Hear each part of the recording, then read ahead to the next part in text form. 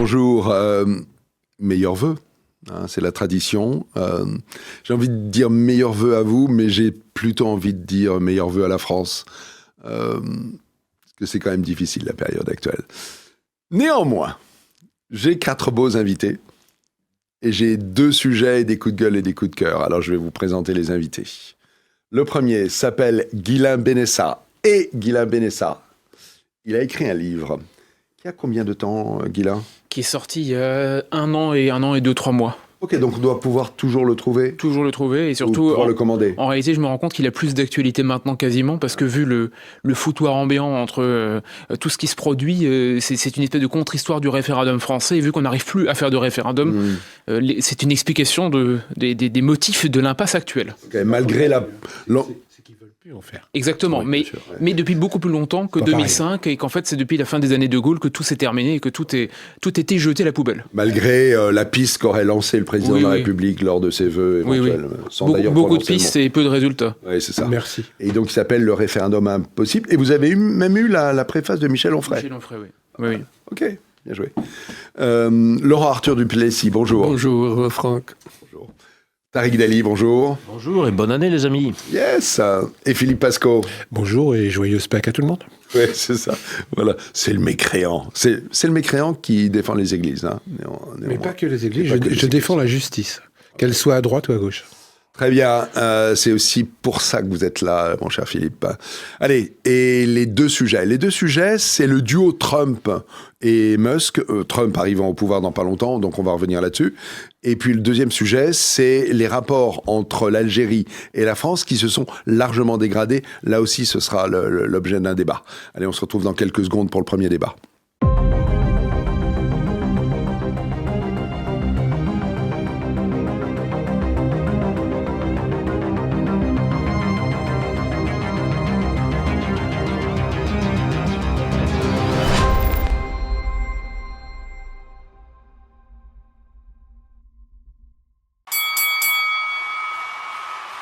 Alors, le premier match des clasheurs, le premier match, c'est Trump-Musk.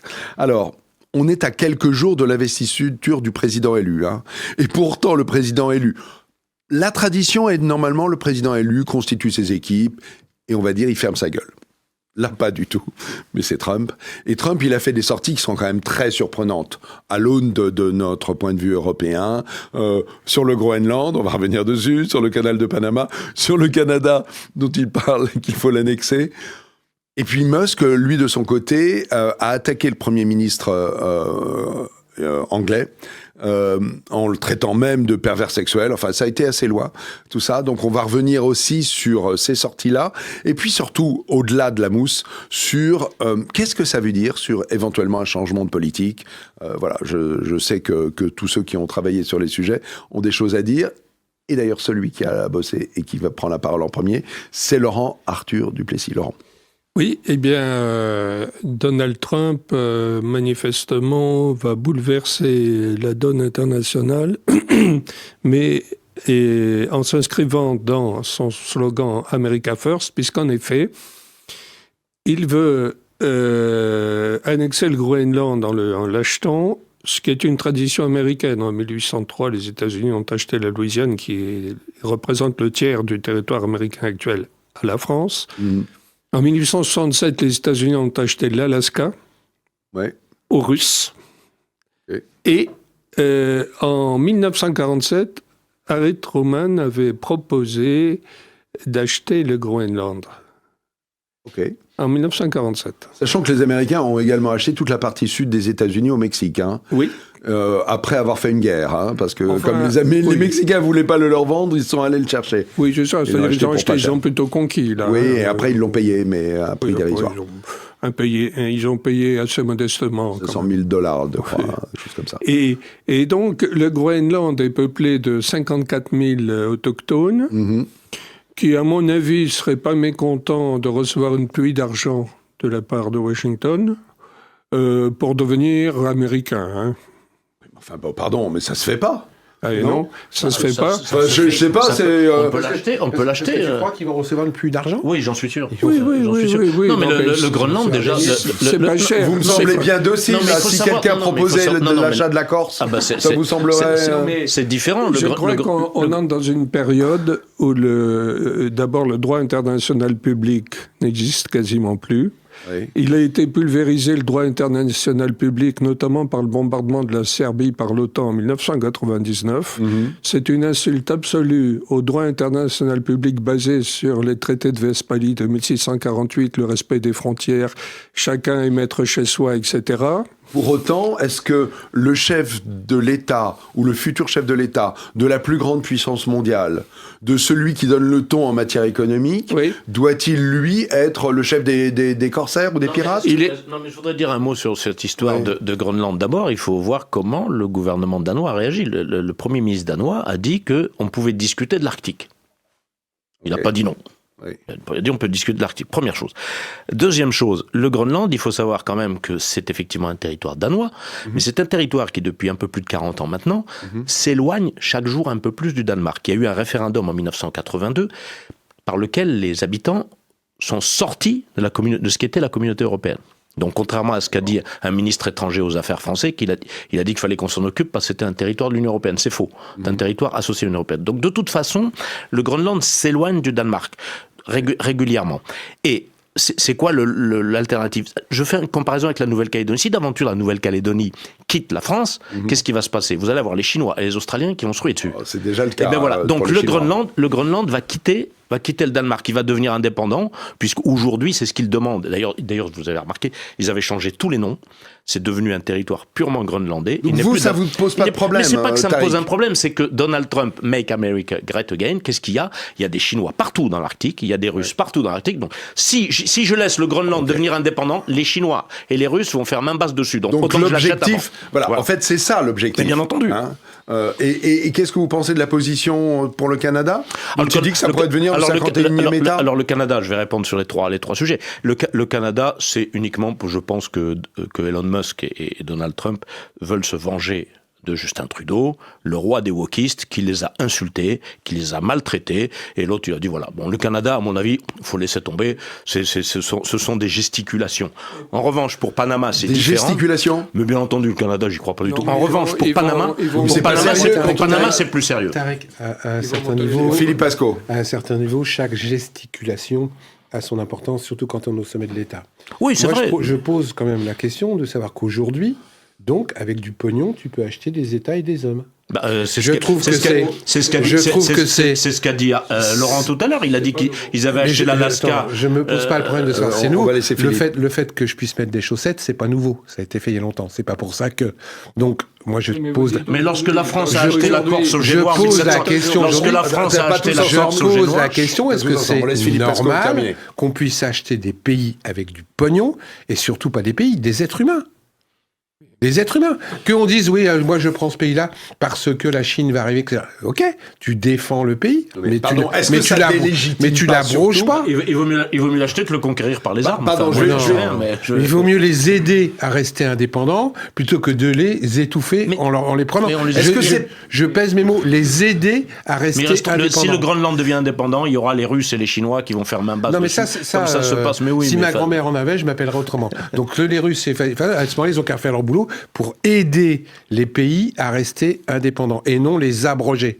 Moi, je trouve ça fou qu'avec du pognon, on puisse faire n'importe quoi. Mais on va laisser Guilla s'exprimer. Pardon. Je pense qu'il faut voir ça dans une bascule générale. La bascule générale, elle est parfaitement claire et en réalité, elle coïncide avec ce que voulait déjà faire Trump entre 2016 et 2020. Il avait déjà une politique qui était... et il n'est pas le seul, les démocrates en partie seulement, mais son grand objectif, c'est de contrer la Chine. Que ce soit le Groenland, où on sait désormais largement que la Chine veut également tisser une sorte de route de la soie maritime et que se jouent des espèces d'influences globales, c'est une évidence. Mais moi, j'ai pas de boule de cristal, et franchement, avec Donald Trump, les boules de cristal, il vaut mieux les laisser tomber, ça marche rarement. Parce que bon, quand même, il est fascinant, et en même temps, il a quelque chose de terriblement vindicatif et rapide, et bref, des fois dans ses analyses. Mais quand même, plus profondément, je m'aperçois que, et c'est là où je trouve très intéressant le duo Musk-Trump dans cette recomposition, ils sont des ils sont un appel d'air pour une sorte d'international souverainiste. Contrairement à l'international réactionnaire dont rêve Emmanuel Macron, il y a une sorte de refonte d'un projet souverainiste un peu classique, isolationniste américain. En même temps, je pose mes billes dans différents États que je préfère. C'est le contraire de l'isolationnisme. Non, au contraire. Bon. C'est-à-dire qu'il dit, je ne fais pas de guerre à l'étranger, mais j'essaie de déstabiliser des États qui sont notamment limitrophes ou pas loin, en tentant de reconstituer une sorte d'America Great Again au sens large. Par contre, il y a aussi, et je pense que c'est le fond du problème pour nous Européens, ou nous Français surtout, c'est que la dimension isolationniste particulière, spécifique de cette espèce de retour à une forme d'Amérique à l'ancienne, c'est le grand rêve américain à l'ancienne, en fait, ce qu'il est en train de faire Trump, ça met aussi en péril notre propre rapport aux États-Unis. Parce que chez nous, beaucoup se disent Trump c'est merveilleux et Musk aussi, c'est un appel d'air pour nous et pour notamment sur, vous savez, la libération de la parole souverainiste ou nationaliste sur les réseaux. Mais en même temps, c'est leur agenda à eux, qu'ils feront bouger en fonction de leur ligne à eux, et dont les grands perdants seront les Européens dans leur ensemble, parce que l'Amérique, en gros, dit « Je dicte désormais l'agenda, j'arrête l'internationalisme à la mode Soros, je reste chez moi, je fixe mes frontières, j'essaie de les agrandir pour avoir un empire économique contre les empires naissants, qui sont notamment la Russie et la Chine. » Vous avez prononcé le nom de George Soros, dont, il y a quelques années, tout le monde disait pique-pendre, parce qu'il était derrière, il était derrière l'influence de ce qui se passait en Ukraine, dans un certain nombre de pays de l'Est.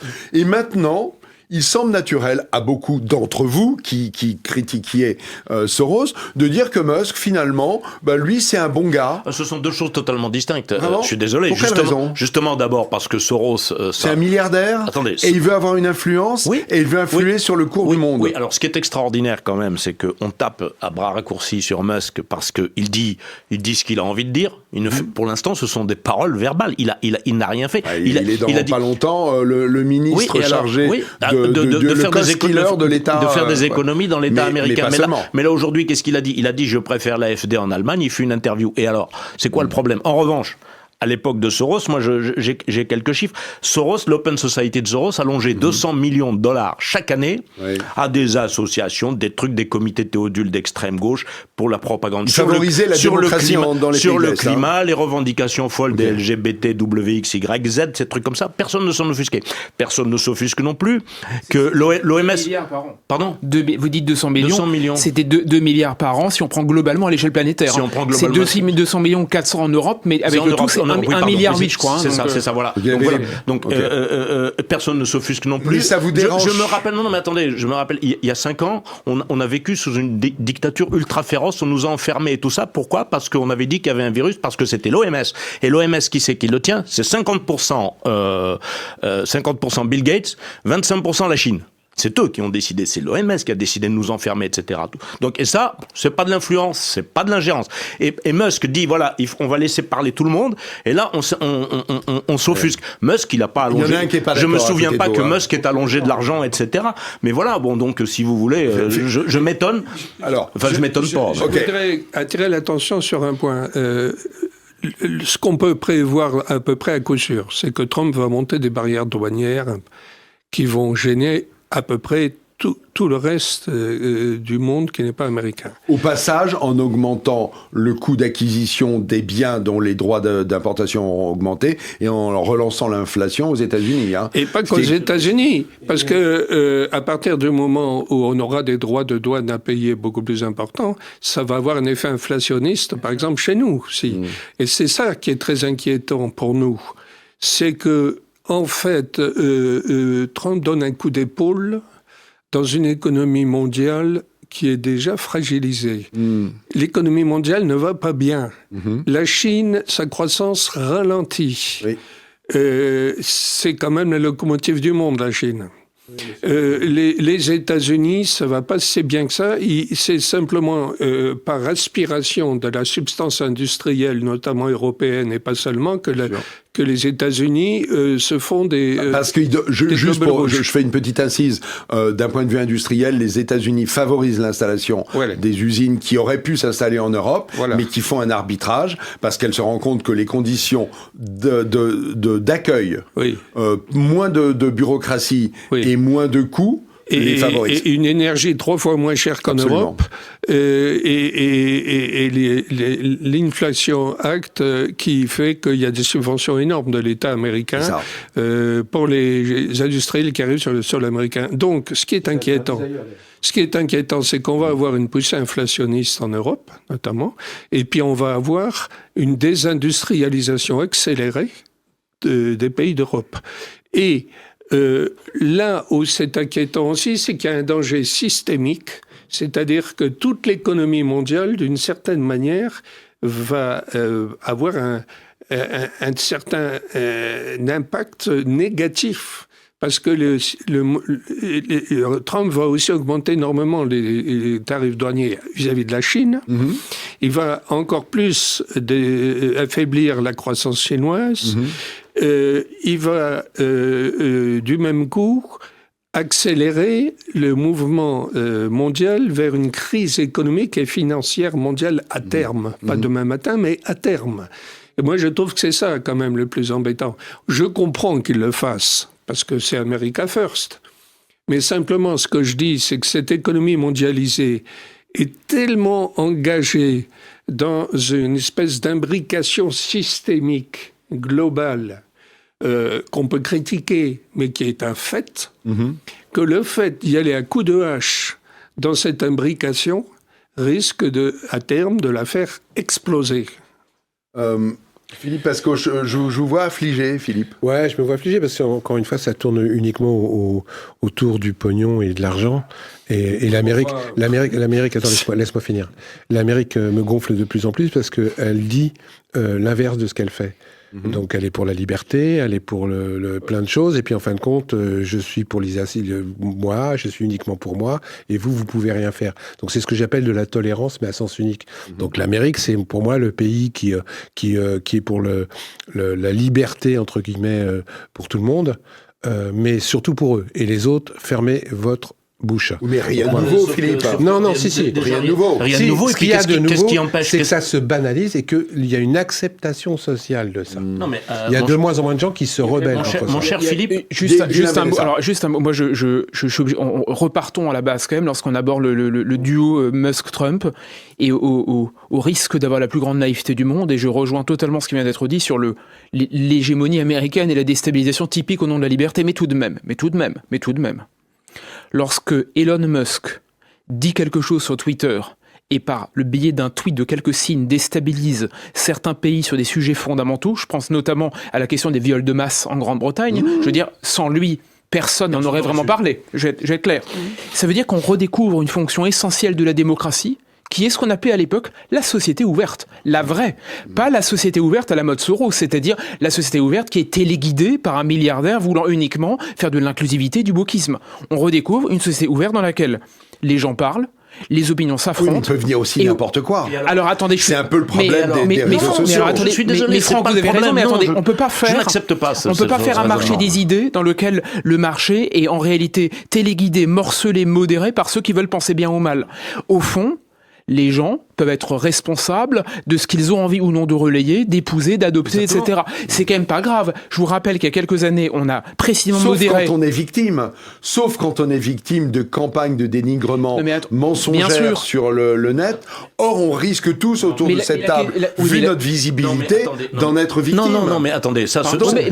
il y a peut-être un vrai game changer là, qui est un vrai changement de mentalité, une espèce de refond de l'espace démocratique et du forum, de l'espace de débat. Moi, ça me paraît quand même sain d'avoir le droit de discuter et d'avoir un marché des idées, plutôt que d'avoir des gens qui sélectionnent, choisissent, orientent constamment, uniquement dans un sens, on sait lequel. Ça a donné les questions de vaccins qui ont été poussées à outrance, ça a donné la question du wokisme sous l'égide duquel nous vivons depuis des années. Ce serait peut-être bien un moment d'accepter la liberté d'opinion. C'est à chacun de se faire une opinion. Je vois quand même cette dérive totalitaire qui me glace le sang. C'est-à-dire, voilà, on diffuse des fausses nouvelles, mais qui est apte à dire que cette telle nouvelle est fausse ou vraie. Je suis désolé. Pardon, mais non, ça, vous êtes en train de dire qu'en gros, mais je suis navré toutes les vérités du net lorsque sont vraies. Je n'ai pas dit que toutes les vérités du net étaient vraies, mais lorsque vous lisez sur le net que la Terre est plate, je suis navré, mais c'est à chacun de se dire que de réfléchir un petit peu. Il ne faut pas prendre les gens pour des enfants. Ce n'est pas à nous, ni à Tartampion, de dire que ça, c'est interdit de pas ça. Je l'ai écrit dans mon dernier livre, 7 millions de personnes croient, dur comme fer, que la Terre est plate. Qu'est-ce que tu veux qu'il fasse alors? Non, c'est pas qu'est-ce que tu veux qu'il fasse. Il y a des évidences. Mais non. Si, c'est leur droit. C'est trop facile. Cela dit, 7 millions sur plusieurs milliards d'habitants, finalement, c'est assez peu. C'est très relatif, ça va pas loin. C'est très relatif. Oui, c'est énorme parce que c'est la population de la région parisienne. Mais je suis pas sûr que ça soit sur le monde entier. Je reprendrai mon bouquin. Je pense que c'est sur la France. Ça fait 10% des ce Français. serait étonnant. Franchement, je n'y crois pas. Et puis même, franchement, je m'en fous. Je vous le dis à la prochaine émission, mais je pense que c'est sur la France. Mais c'est leur droit de croire ça. Je pense que c'est plutôt américain. Et maintenant, le phénomène platiste est plutôt américain. La liberté à outrance, c'est comme le libéralisme. C'est pas la liberté. Laisse-moi finir, bonhomme. La liberté à outrance, parce que sinon, j'arrive pas à le faire taire. La liberté à outrance, comme le libéralisme à outrance, faut faire très attention aux dérives et aux effets pervers induits. Ok, moi, liberté, je veux bien liberté d'opinion, je suis d'accord. Mais il y a quand même des limites et des lignes rouges à ne pas dépasser que la société doit mettre en place. Parce que sinon, c'est la porte ouverte au n'importe quoi. Sous prétexte que tout le monde peut faire. Mon cher, alors, quelques exemples laissons renaître par liberté d'expression, et je pèse mes mots, attention, laissons renaître le nazisme. Mon cher Philippe. C'est la liberté d'expression. Mon cher Philippe. Après tout, pourquoi ils n'auraient pas le droit de s'exprimer? Aux États-Unis, avec le droit d'expression, l'amendement, c'est le first, je crois, le premier amendement, il y a des groupes néo-nazis qui s'expriment dans les espaces publics. Oui, mais ils sont quand même conjugués. Et qu'est-ce que ça donne comme effet? T'as 50 000 églises aux États-Unis, t'as 50 000 églises de scientologie, etc. C'est ça la liberté totale. Ouais. Attention. Oui, la scientologie mais quand même dans un pays qui, du coup, il faut quand même le remarquer que, je dis pas que c'est grâce au free speech et à la clause de free speech, mais il faut quand même le remarquer, aux États-Unis, le pays qui pratique ce que vous condamnez n'a jamais connu ni le totalitarisme, ni le fascisme que nous avons connu. Faut jamais oublier que, en fait, on a une pensée préventive parce que nous vivons constamment sous l'égide de la Shoah, les heures les plus sombres, etc. Faudrait qu'on arrête un minimum ce genre de réflexe parce que c'est ce qui fait quand même qu'aujourd'hui, on a tellement intériorisé ça que nous en sommes à diviniser les fact-checkers, c'est-à-dire les fameux gardiens de la liberté. J'aimerais juste, et là j'ai une vraie interrogation, peut-être que c'est mon tropisme de juriste, mais qui garde le gardien? Qui contrôle le contrôleur? Vu qu'on n'en a pas, on tombe dans la démocratie d'apparat ou d'apparence qu'on a depuis quelques années, où au fond, vous avez le droit de dire une seule chose, celle qui est tolérée. Dès que ça déborde un peu, franchement, rapidement, on a le rappel aux ordres et on a les nouveaux chiens de garde qui se saisissent de la question. Je trouve ça, moi, rassurant qu'on ait à nouveau un peu cette liberté. T'oublies quand même que les États-Unis n'ont que 200 ans. Donc c'est vrai qu'ils n'ont pas l'antériorité qu'on a par rapport au cultuel, etc. Donc c'est aussi pour ça qu'il n'y a pas les effets négatifs, entre guillemets, qu'il y a dans nos pays, entre guillemets, qui ont 1000 ans, 2000 ans. 200 ans, ils n'ont pas eu le temps de poser les pierres. Il y a une chose qu'il faut voir. Ce sera le mot de la fin, Laurent. C'est que Internet remplace le bistrot aujourd'hui. Oui. Il y a presque plus de bistrot en France. Mais il y a Internet. Il y a moins d'alcooliques aussi. Alors, du temps où il y avait des bistrots, on n'aurait pas supporté que des commissaires politiques contrôlent les conversations au zinc. Exactement. Eh bien, de même, aujourd'hui, il n'y a pas à supporter que des censeurs contrôlent les conversations sur Internet. C'est exactement le bistrot d'aujourd'hui, Internet. Non, mais l'argument qu'il a utilisé tout à l'heure, ça me rappelle une vieille émission que j'ai vue quand j'étais gamin. Il y avait eu un reportage en République démocratique allemande, et on avait interrogé les gens, voilà. Et il y avait un type, un apparatchik, qui dit mais ouais, enfin bon, il n'y a pas d'élection, il y a que des partis communistes. Et le mec il a répondu, il a dit oui, mais justement, c'est parce que c'est des élections qui ont amené Hitler au pouvoir, on veut plus d'élections comme ça. Ouais. Voilà, donc c'est à peu près ce que tu viens de dire, mon cher, mon cher Philippe. Voilà. Ouais. Donc moi, il y a un débat que j'aimerais qu'on ait une fois. Je sais pas quand l'organiser, mais c'est sur l'anonymat sur Internet. Parce que le bistrot dont vous parlez, dans le patelin où il y avait ce bistrot, tout le monde connaissait le type qui parlait au comptoir.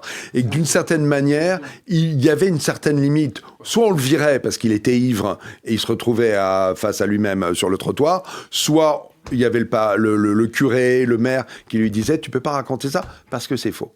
Oui, et il y a un souci sur Internet. Ils sont plus intelligents de combattre l'anonymat sur Internet que de dire il faut interdire. Beaucoup plus intelligent. Bien sûr, c'est beaucoup plus intelligent. Okay. Écoutez, on le fera ce débat. D'une manière ou d'une autre, je le construirai. Je trouverai bien un moment pour m'en occuper. Et on donnera nos noms. Ok, j'adore conclure ce premier sujet sur un éclat de rire. On se retrouve dans quelques secondes pour la France, l'Algérie, le match retour, si je puis dire. À tout de suite.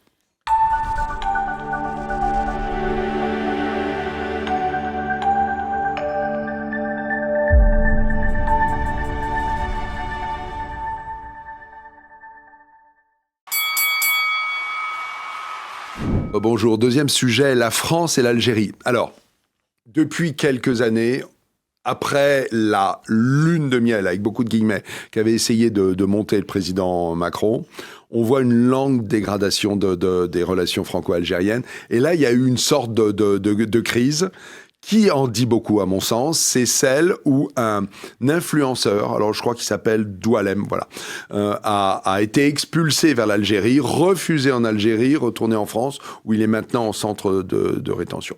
Et on se rend compte qu'en fait, la crise, elle est très inflammée. Et je voulais savoir ce que l'on pouvait dire comme explication sur cette crise actuelle, et puis surtout voir comme porte de sortie, parce qu'il y a quand même beaucoup de citoyens algériens en France, qui a un historique entre la France et l'Algérie, et qu'en réalité, cette dégradation de la relation, elle ne peut pas durer, il me semble. Hein. Bon, même ça se discute. Tariq. Dire qu'elle ne peut pas durer, ça fait 60 ans qu'elle dure, donc on peut très bien en reprendre pour 60 autres années. D'abord, il y a un truc absolument extraordinaire. Notre ami Laurent, tout à l'heure, a parlé du droit international. Où a-t-on vu qu'un pays refuse de recevoir son propre ressortissant? Ça n'existe pas. Ça n'existe nulle part. C'est-à-dire que voilà, on vous envoie un mec de chez vous, et les types disent on n'en veut pas, c'est un type dangereux, etc. Donc ça veut dire la France, vous êtes le dépotoir de nos indésirables. Mais vous pouvez pas à la fois dire que le droit international doit être respecté, et sur le sujet précédent, dire que Trump pouvait dire volontiers qu'il voulait annexer le Groenland, Tariq. Non, mais Laurent a dit que le droit international n'était pas respecté. Effectivement, tout le monde s'en fout. Mais alors là, dans ce cas d'espèce aussi. On a une preuve. Voilà. Mais où a-t-on vu que, donc ça veut dire, aux Français, nous on a des individus indésirables, ils sont très bien chez vous. Enfin, c'est quand même extraordinaire, ça n'existe nulle part ailleurs. Bien, bon, donc ça c'est quand même fou. Donc ça veut dire que l'Algérie fabrique un apatride, clairement. Oui, en l'espèce, les apatrides existent. Bon. Il en existe dans à peu près tous les aéroports internationaux. Ils errent dans certaines zones. Mais là, c'est pas le cas. Il aurait fallu faire. C'est ça, c'est pas le cas. C'est un Algérien. On n'en a pas voulu. Oui, alors, vous avez raison, mais il y a quand même une précision tout de suite avant qu'on généralise sur l'affaire Doualem. Lui-même se définit comme un soldat de l'extérieur. C'est ainsi qu'il parle de lui-même, un soldat de l'extérieur. Ce qui veut dire que l'Algérie, qu'on le veuille ou non, a dit « je ne veux pas de mon soldat de l'extérieur ». Vous savez pourquoi ? Parce qu'en fait, il est très bien là où il est, c'est-à-dire en France, pour faire sa guérilla, en fait. Et sa guérilla, elle est via 140 000 ou quelque chose de followers sur Internet. Exactement ce qui fait qu'en fait, il mène son combat en tant que soldat de l'extérieur, à la solde du pouvoir algérien. Alors, certains ont dit qu'en fait, cette offensive d'influenceurs était coordonnée par le pouvoir algérien. Je ne suis pas certain qu'il y ait des preuves là-dessus. Bien entendu, bien sûr. C'est difficile d'avoir... Il y a de forts soupçons. Oui. Il y a de forts soupçons. Non, mais parce que ces soldats de l'extérieur, en gros, ils disent qu'il faut combattre soit véritablement sur le territoire français, et dans tous les cas par l'influence, les valeurs défendues par la France. C'est ça dont il s'agit. Des dirigeants algériens depuis 62 qui ont toujours pris la France comme bouc émissaire de leurs échecs, impéritie et corruption, etc. Oui. Et quand on voit les agissements sombres parfois des services de secret algériens, pas toujours, mais de temps en temps, qui consiste justement à mettre un peu d'huile sur le feu, tout ça pour entretenir cette ambiance conflictuelle qui fait que la jeunesse algérienne a grandi avec un environnement haineux contre la France. Et soit sur place pendant leur séjour en Algérie, soit depuis la diaspora, qui peut même être là depuis plusieurs générations. Mais il faut évaluer ce que ça représente de violence potentielle, de danger, de violence, d'explosion de violence, que la distillation de cette haine anti-française. Ok, qu'est-ce que vous proposez Philippe Pasco. Déjà, et là, je vous rejoins en partie sur vos opinions. Moi, je constate qu'aujourd'hui, le gouvernement algérien est plus une dictature, entre guillemets, qu'autre chose. Je rappelle quand même, et on ne le sait pas assez, qu'il y a plus de 2200 opposants algériens mis en prison aujourd'hui.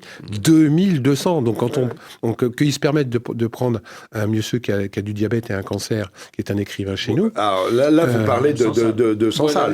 Et de le mettre en prison pour des raisons fallacieuses. Je dis, attention, ce gouvernement algérien, il va falloir qu'on se pose des questions, est plus une dictature qui devient dictature cultuelle en plus, je mets des guillemets, qu'autre chose. Donc il faudrait que nos gouvernements, mais malheureusement, avec le gouvernement qu'on a en place aujourd'hui en France, ça risque pas de s'améliorer. Quand je vois... Pourtant, Retailleau et Darmanin ont dit que là, il fallait... Alors, ça cesse. Moi, mon problème que j'ai par rapport à ça, c'est que depuis quelque temps, il y a beaucoup de communication, mais il n'y a pas forcément de l'action derrière. Donc il faut qu'ils arrêtent. Je constate simplement que depuis 2017, l'influence de la France, entre guillemets, à l'étranger, est en train de péricliter partout. Au Mali, on a été mis dehors. Au Gabon, ça, j'en parle même pas. Au Congo, au Sénégal, on se tape dessus.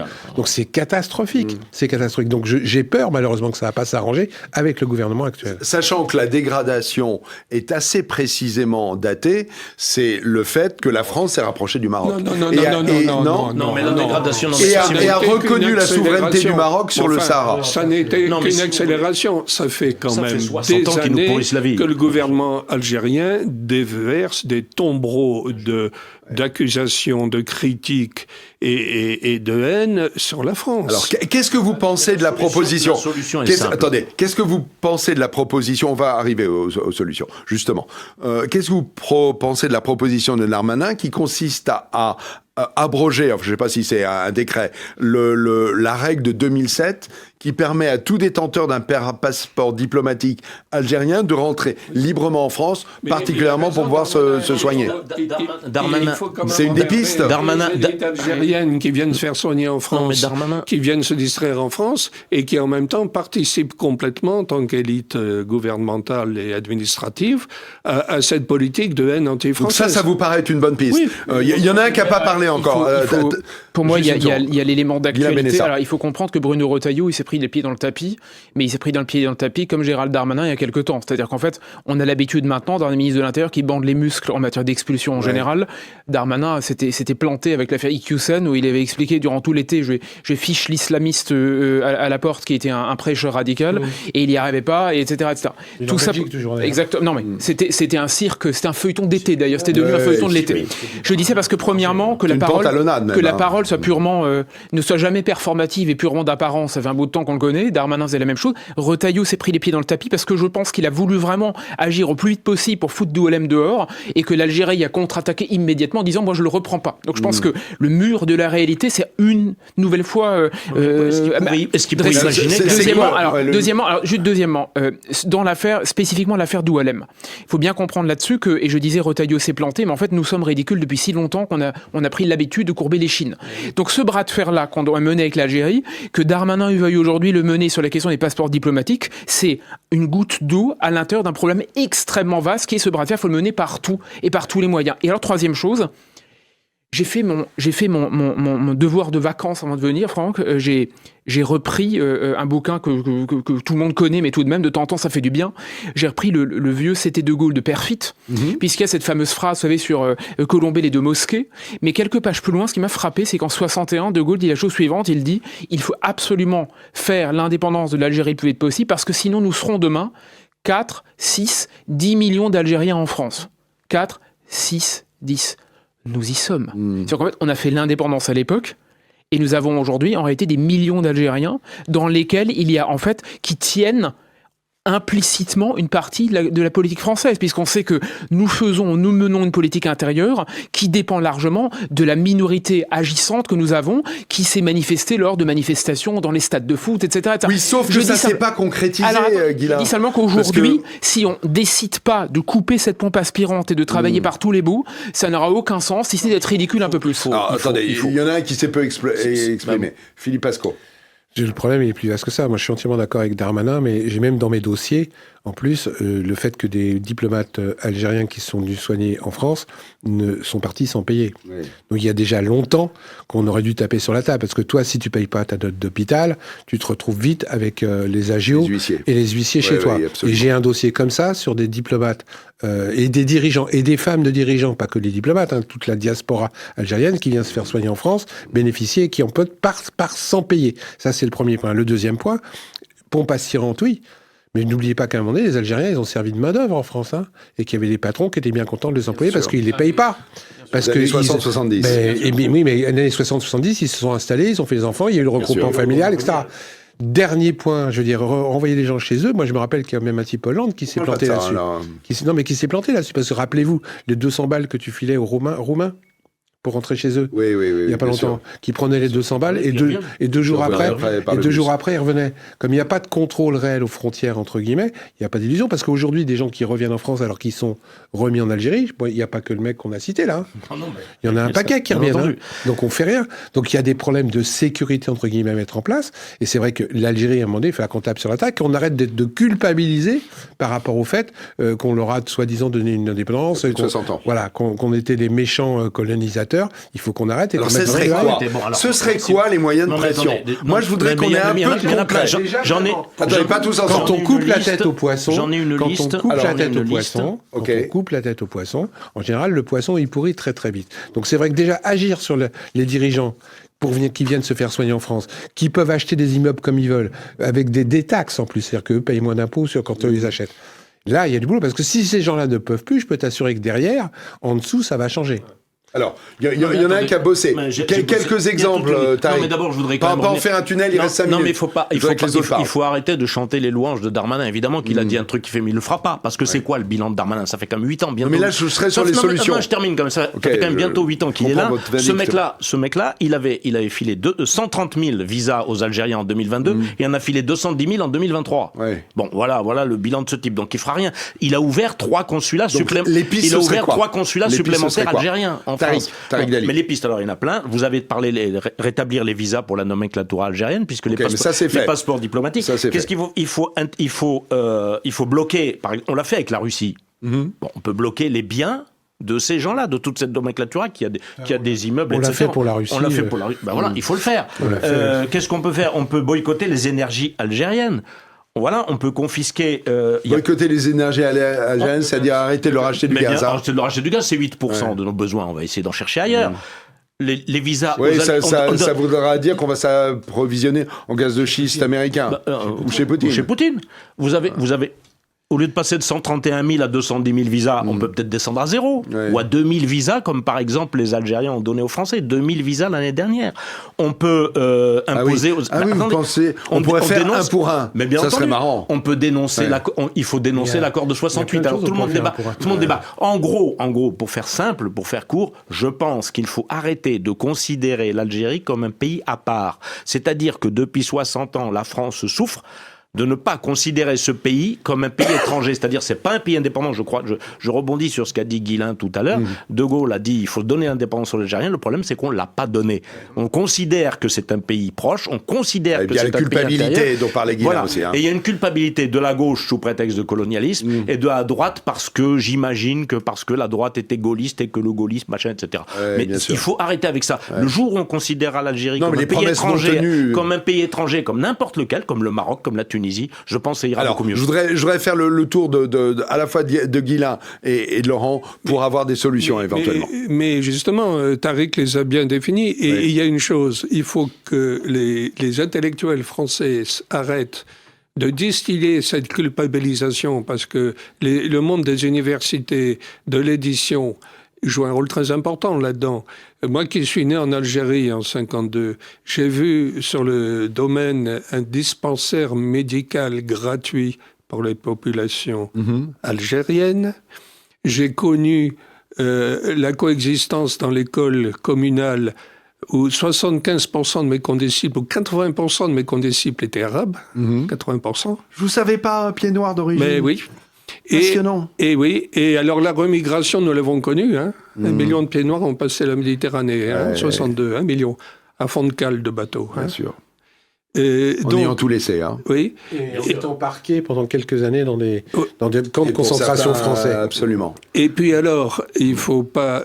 nous sommes... Bon, Bugeaud, certes, a manié la terreur, mais le FLN aussi. Vous savez, la presse française parlait pas des égorgements, des éventrations de femmes enceintes, des viols collectifs. Non. Ah ben, la presse, je sais pas.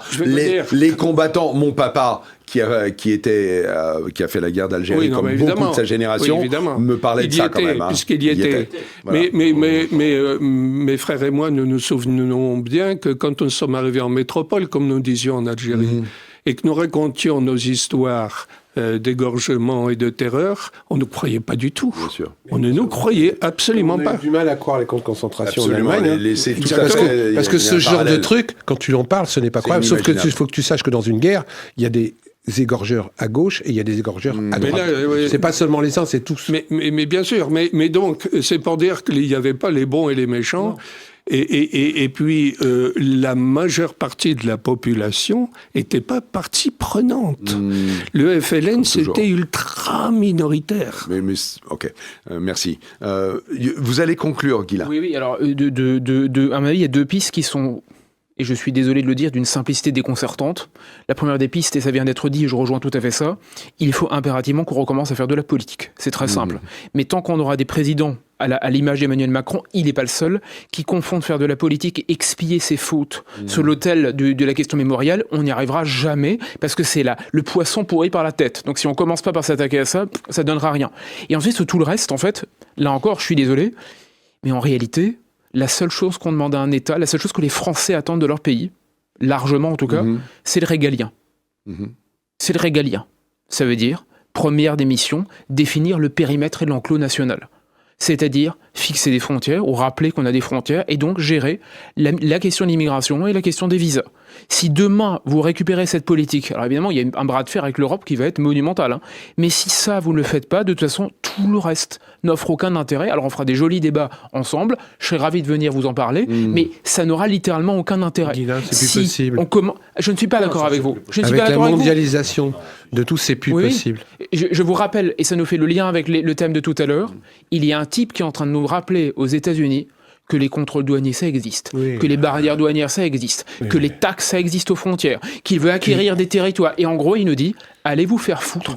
Je suis un État. Peut-être, mais il serait peut-être pas mal dans que un nous simple soyons de appareil nouveau... ménager, tu as 50 produits étrangers. Oui, mais vous savez, si jamais je suis désolé, la nation ne tient qu'à partir du moment où l'État tient à partir du moment où en réalité il y a des frontières et il y a un appareil qui tient. Sinon tout le reste c'est des discussions de salon. Et sachant que la chaîne de production dont vous parlez en fait, Philippe, et ce dont vous parlez, Guilain, qui est le fait de contrôler ces frontières, ou qu'on les établisse au niveau de la France ou au niveau de l'extérieur de l'Europe, ce n'est pas forcément deux choses contradictoires. Pas du tout. On a oublié un point ça important. Admet des règles qui ne sont pas vous avez bien une sonnette et une porte à l'entrée de votre domicile pour vérifier que les gens aient le droit ou non de rentrer. Et un fusil derrière. C'est tout ce que je demande. On est d'accord. A priori. Sauf que il y a un point qu'on oublie à chaque fois par rapport à cette chose. Maintenant, c'est l'économique. En Algérie, on ne fait pas ce qu'on veut non plus parce qu'il y a des intérêts économiques français là-bas et que quelque part ça joue dans la balance. Non, c'est pas il y a Total, il y a un tas de choses qui sont en Algérie quand même. Et que quelque part, les politiques, qui sont aussi aux ordres de l'économique, ne font pas ce qu'ils veulent et ne peuvent pas faire ce qu'ils veulent quand l'économique tape derrière. Et on en a des exemples aujourd'hui. Mais si vous voulez, on peut faire ce qu'on fait depuis des années, ne rien faire. Ah non, c'est toujours très agréable. J'ai pas dit ça. J'ai dit que, étant donné qu'on a des politiques qui n'ont pas de couilles, que les économiques derrière font ce qu'ils veulent, c'est très difficile de mettre des lois qui ne sont pas basées sur le profit, qui sont basées sur la sécurité, qui sont basées sur les frontières. Parce que ça n'intéresse pas les économiques. J'arrive pas à finir le débat. Mais je vous rejoins, Philippe. Évitez d'en rajouter, je suis désolé, le 1er novembre dernier, l'ambassadeur de France à Alger est allé s'incliner sur la tombe de je ne sais trop quel terroriste algérien le 1er novembre pour célébrer les 70 ans de déclaration de la guerre. Qu'est-ce qu'on fait? Qu'est-ce que c'est? Mais justement, c'est Macron qui lui a donné cette... Faut arrêter ça, c'est tout. Voilà, déjà, si on commence comme ça serait déjà pas mal. Allez, messieurs, merci beaucoup. Merci beaucoup. Je m'attendais à ce que ce débat soit mouvementé. C'est bien comme ça, d'ailleurs. Mais moi, mon opinion, là, je vais vous la donner un petit peu. Je pense que là, on est arrivé au bout d'un certain nombre de faiblesses et de lâcheté. Absolument. Et que je crois que ça se cristallise. Faiblesse et lâcheté, c'est exactement la façon dont ces gens nous gouvernent aujourd'hui. Ouais, je pense que là, il y a un truc qui est en train de se passer. Nous avons un point commun. Allez, messieurs, on se retrouve. Je parle à vous qui nous écoutez. On se retrouve dans quelques secondes pour les coups de gueule et les coups de cœur. Et c'est Guylain qui va commencer, s'il veut bien. Retrouvez et achetez les livres des invités de TVL dans la boutique de votre chaîne sur tvl.fr.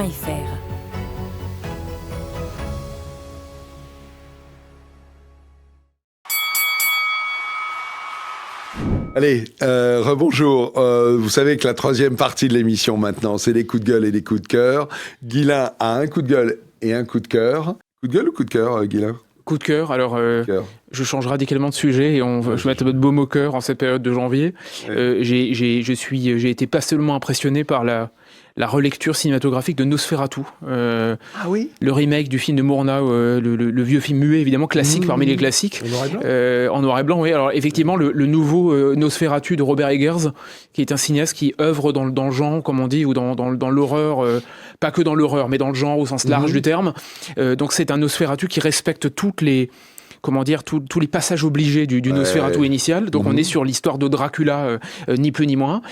Pour ceux qui ont aimé le Murnau, pour les rares qui ont vu le classique allemand, je veux dire, ça reste en fait un peu du même tonneau. Il y a un vrai hommage en fait à l'expressionnisme allemand. C'est rare.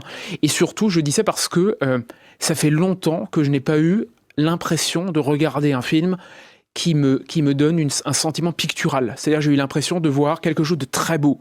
Enfin, on a des plans extrêmement bien composés. C'est un plaisir pour les yeux. Donc, il y a à la fois ce geste de retour à un cinéma, un vieux cinéma en quelque sorte, et en même temps, un point de vue pictural avec des tableaux à tomber à la renverse à 2-3 moments. Donc voilà, c'est une belle découverte. J'ai été extrêmement sceptique à un tel remake, à l'un des remakes à l'emporte-pièce qu'on a tout le temps. Pour une fois, c'est de la belle ouvrage.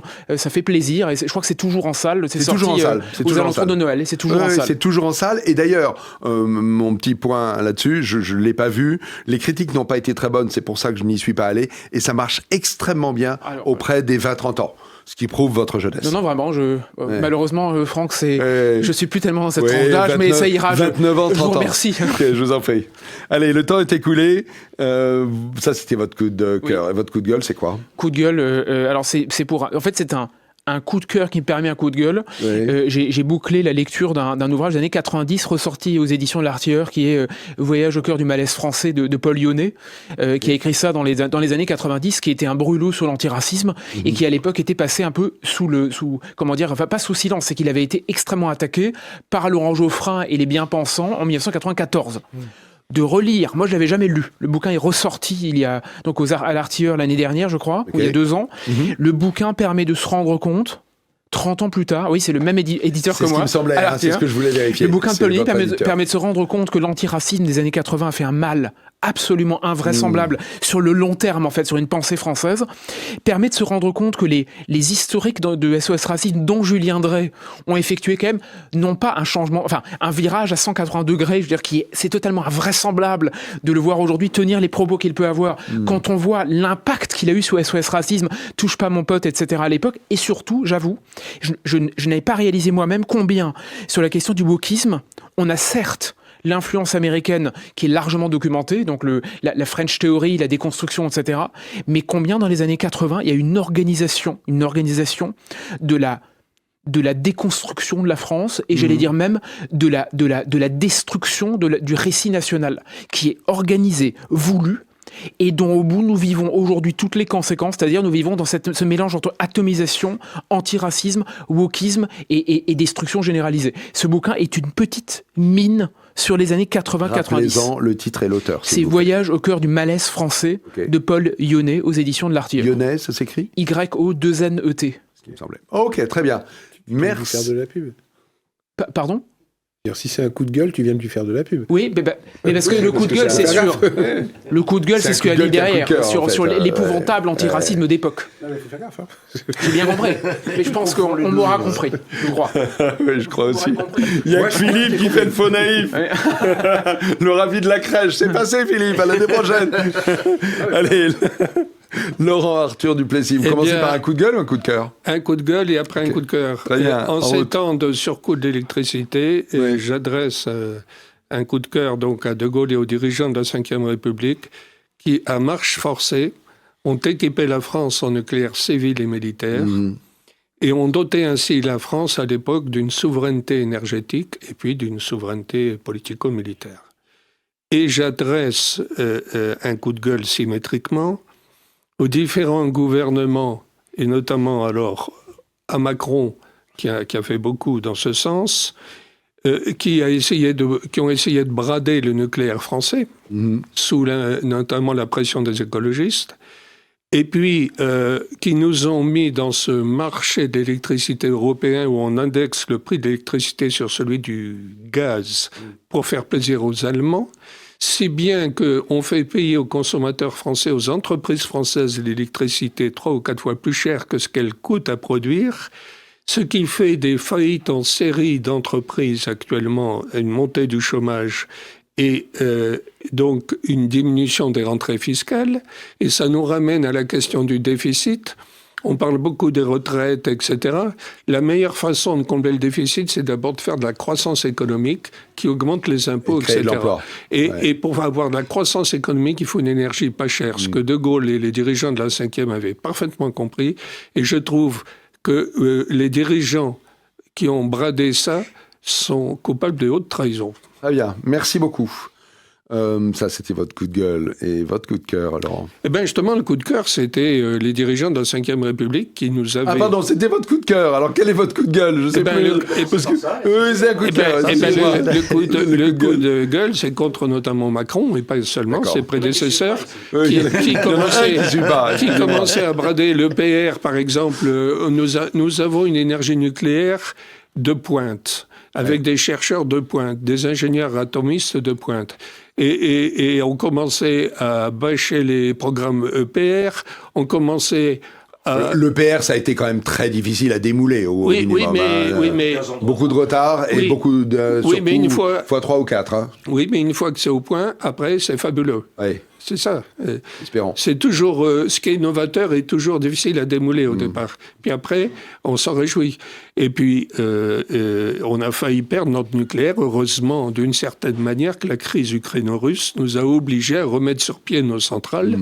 Et nos ingénieurs, etc., qui ont fait un boulot extraordinaire qui a épaté le monde entier, parce qu'ils ont remis à niveau nos centrales nucléaires à une vitesse qui a émerveillé tout le monde. Hein. D'accord. Et vous savez ce qui se passe maintenant? Nous vendons de l'énergie nucléaire aux Allemands, aux Anglais, aux Italiens, aux Belges, tout autour de nous. Oui. Et on est en situation de surplus énergétique. Oui, hein. mais en même temps, on fait payer cette énergie nucléaire tellement chère aux petits artisans, aux boulangers, etc., qu'on les met sur la paille. Okay. C'est absurde. Merci. En fait, j'avais pas bien suivi. Hein. Vous avez raison de vous moquer de moi, Tariq. Il a eu droit à 2 coups de cœur. Il a eu le droit à un coup de gueule et un coup de cœur all in one. Allez, all inclusive. Merci beaucoup, Laurent. C'était brillant. Tariq. C'est à moi de parler maintenant.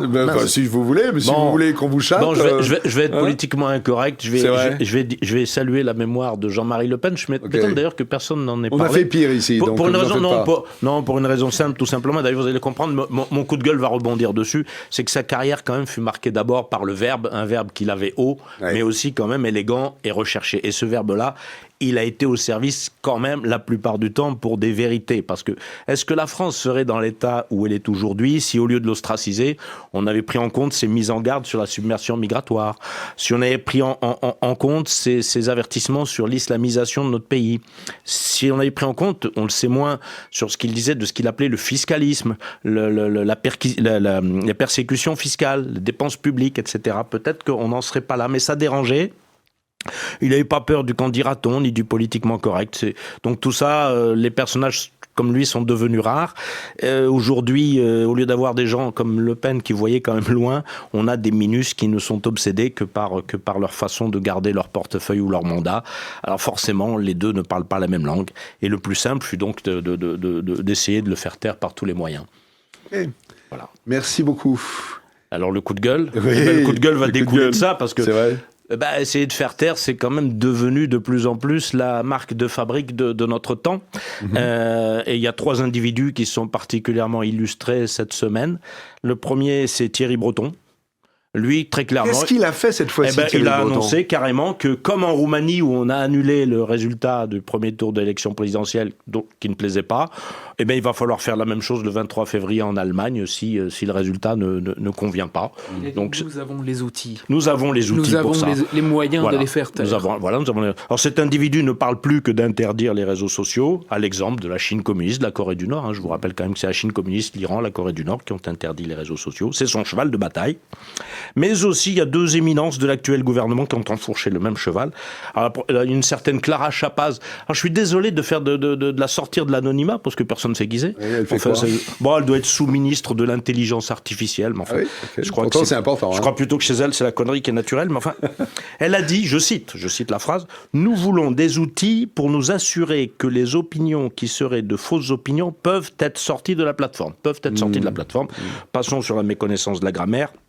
Mais si quelqu'un peut me dire ce qu'est une fausse opinion, moi je suis preneur. Elle a un gros souci avec la langue française, mais surtout avec la démocratie. Et puis une certaine Catherine Vautrin, à peu près la même chose. Un peu plus connue, elle a failli être première ministre. Oui, c'est ça.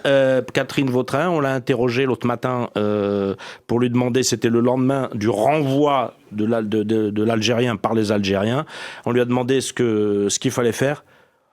Elle a dit, il faut mieux surveiller les réseaux sociaux. Ouais. La chape totalitaire est là. Solzhenitsyn nous avait prévenu. Je pense qu'il est temps de réagir. Ok, merci beaucoup. Allez, Philippe. Donc, vous avez un coup de gueule et un coup de cœur? Mon coup de gueule, il est plus basé sur le quotidien des Français. C'est sur la mise en place des zones ZFE, qui est une véritable honte. Zone à faible émission. Ou à forte exploitation. Qui est une véritable honte qui va foutre plein de gens dans le caca parce que c'est innommable, ça sert à rien. Et je me demande même si je vais pas porter plainte contre les... C'est la limitation. Rappelez ce que c'est. Alors c'est simple, c'est-à-dire que si vous êtes en critère 3, vous pouvez plus accéder à certains endroits, sauf le week-end, Paris, Lyon, les grandes villes, ça, sauf le week-end ou sur autorisation préalable 24 fois par an, à partir du moment où vous signez un petit papier, comme durant la pandémie. Donc c'est un truc de fou, parce que d'une part, les gens qui ont des voitures en critère 3, et je vais faire un truc très très simple, les gens qui ont une critère 3 donc, ne pourront plus circuler comme ils le veulent, donc il faut qu'ils achètent une voiture critère 2, sauf que tu peux plus revendre ta critère 3. Ouais, c'est une mesure anti-pauvre, hein. Non mais c'est un truc de fou, c'est une mesure complètement anti-pauvre. C'est-à-dire que tu peux plus revendre ta critère 3 puisque personne ne va vouloir acheter ça, puisque anti-artisan. Tu peux plus circuler avec. Tu pourras plus circuler sauf le week-end, sauf avec autorisation préalable envoyée, etc. Donc je suis complètement fou. Ça, c'est un coup de gueule, il y en a un deuxième dedans aussi, contre la ZFE, qui est un truc complètement innommable et anti-pauvre. Parce qu'en plus, les grosses bagnoles sont exonérées. Les voitures de collection, moi j'en ai une, qui pollue 3 fois plus ou 4 fois plus, je peux aller où je veux. Bien sûr. J'ai une Citroën 1929. Ça c'est un côté patrimonial. Quelle est une carte grise collection. Mais j'ai une carte grise, j'ai une Citroën 1929 qui pollue 10 fois plus qu'une voiture normale, qui bouffe 10 fois plus d'essence, et j'ai le droit d'aller partout. Donc c'est un non-sens complet, c'est une mesure anti-pauvre. Le deuxième, c'est toujours sur les routes, c'est cette putain d'autoroute en Normandie qu'ils ont mis en place, où c'est toi-même... c'est le passage libre, c'est quelque chose. Alors, c'est une honte. Ouais, j'ai vécu ça aux États-Unis où en fait on se retrouve à J'aime passer bien quand mon coup de gueule devient un coup de gueule de froc. Ouais, mais pardon. Vas-y. Mais je vais dans ton sens. Vas-y. Effectivement, le passage libre, on sait pas quand on rentre sur l'autoroute, on sait pas quand on en sort, et le coup de gueule. Et si jamais tu ne vas pas toi payer toi-même, Ouais. C'est-à-dire qu'il faut que tu penses le soir à aller sur Internet. Déjà, il faut avoir Internet, déjà, il faut avoir un téléphone, déjà, il faut avoir l'application. Ouais. Si tu y vas pas toi-même, tu reçois une facture avec une amende de 10 € pour les premiers 4 ou 5 jours. Ouais. Et si tu ne payes pas dans les 10 jours, tu reçois une amende de 135 €.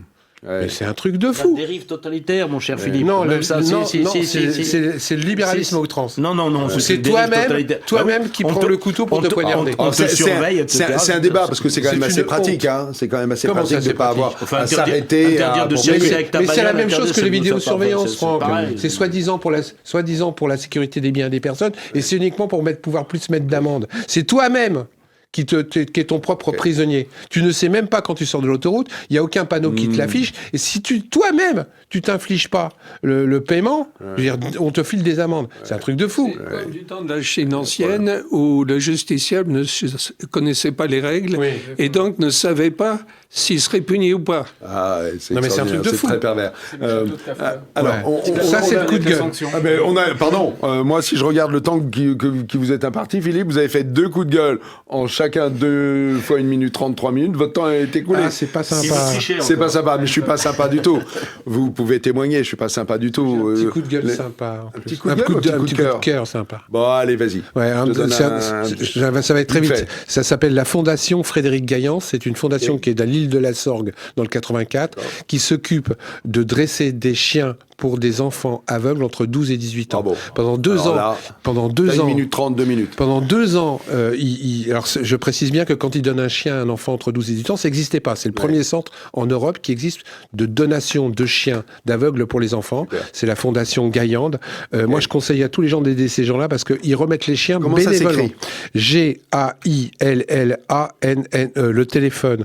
Non, c'est pas le téléphone. En fait, chacun va pouvoir aller donner parce que j'imagine qu'ils collectent de l'argent. Ah bah oui, parce qu'ils n'ont pas de grosse subvention. Hein. Fondation Frédéric Gaillande. Gaillanne. Gaillanne. Ok, à l'île-sur-la-Sorgue. Très bien, donc sur Google, on doit trouver. Voilà. Et si vous voulez avoir plus d'informations, il y a un film qui a été fait qui s'appelle La vie de Lise. Moi, c'est la première fois depuis 10 ans que je pleure dans un film, où justement on suit le parcours d'une gamine qui va devenir aveugle, qui va prendre en charge un chien par cette association. Magnifique. Et on montre tout le parcours de c'est le Studio One qui avait ça, allez le voir sur YouTube. Cette association mérite qu'on l'aide, parce que c'est la première association d'aide pour des enfants entre 12 et 18 ans qui vont devenir aveugles, à avoir un chien qu'on leur donne gratuitement. Fantastique. Écoutez, je suis très ému. Merci beaucoup, Philippe. Vous avez eu le temps. Largement. Allez, je pense que vous êtes d'accord avec moi en plus. J'espère que vous allez donner à cette association pour qu'ils aient de nombreux chiens. À très vite, dans 15 jours, pour une nouvelle émission avec une nouvelle équipe. Merci.